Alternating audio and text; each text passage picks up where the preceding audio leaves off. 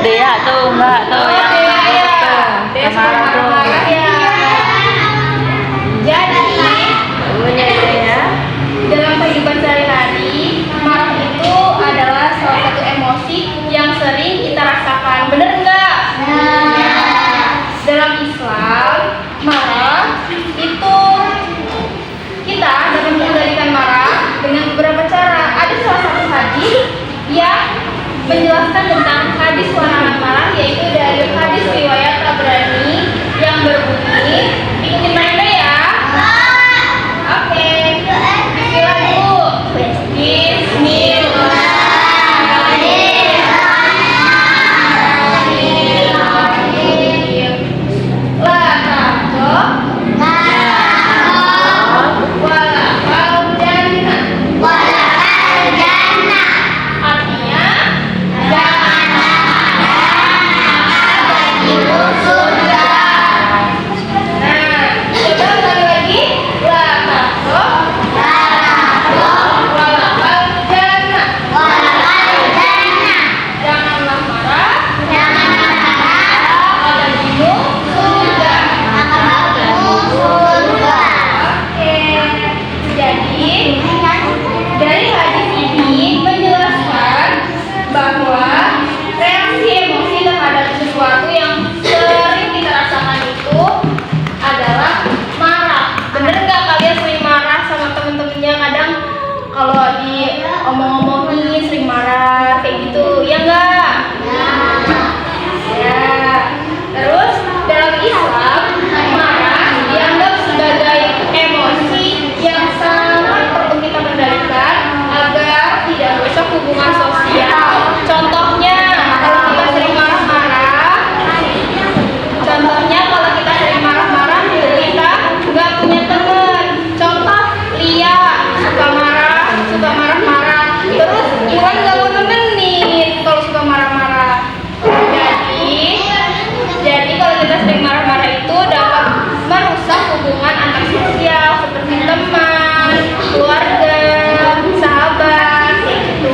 Jadi kita nggak boleh sering marah-marah ya. Dalam hadis ini Rasulullah menegaskan tidak boleh kita memiliki sifat yang marah. Akan tetapi bukan kita nggak boleh marah. Kita itu boleh marah, tapi kita harus bisa mengendalikan rasa marah kita itu. Kita harus bisa mengendalikan emosi kita.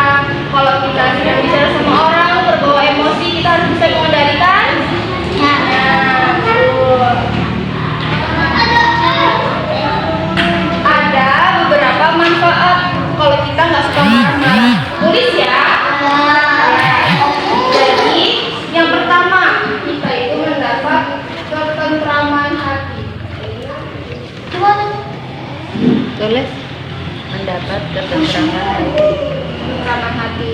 Kalau kita nggak marah-marah, hati kita jadi tentram, tenang, adem, kayak gitu. Jadi kalau kita marah, manfaatnya itu ketentraman hati.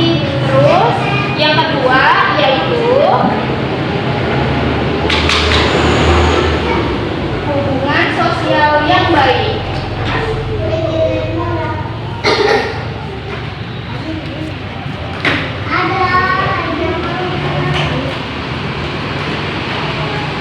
Kalau kita sering marah-marah, hubungan sosial kita itu bakal rusak. Contohnya pertemanan.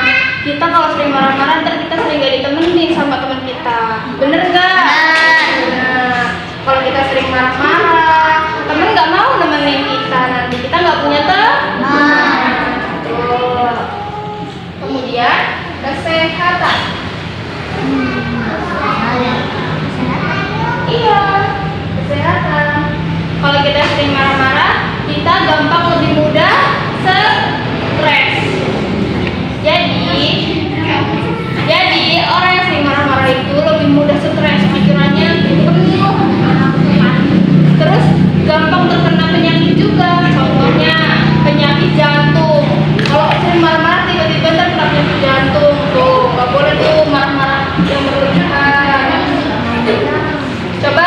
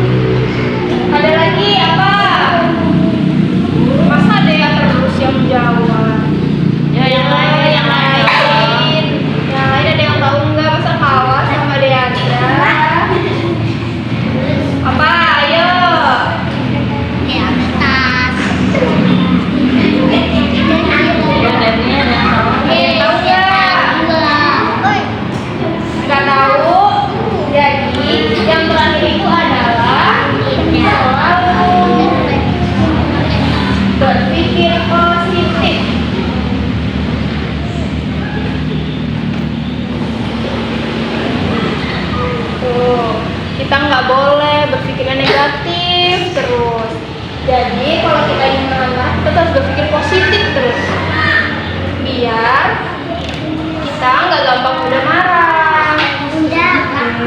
Dicatat ya. Jadi apa tadi cara menahan marah? Yang pertama, ya. Bunyinya seperti apa? Yang kedua, di sini masih ada yang belum bisa wudhu. Udah bisa wudhu semua? Gimana niatnya?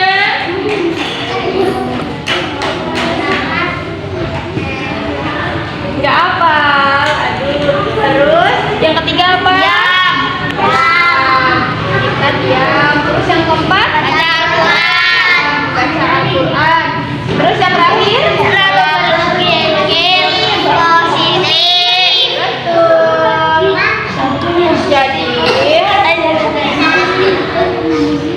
siapa yang bisa menyimpulkan?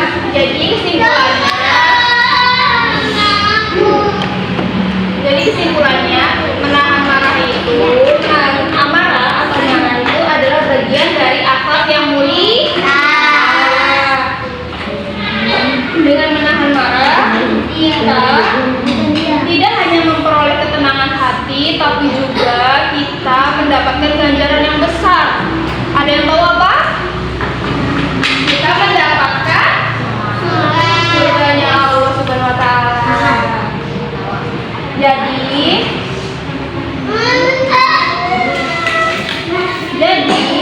kita semua harus mengendalikan emosi dan meneladani akhlak mulia Nabi kita Shallallahu Alaihi Wasallam.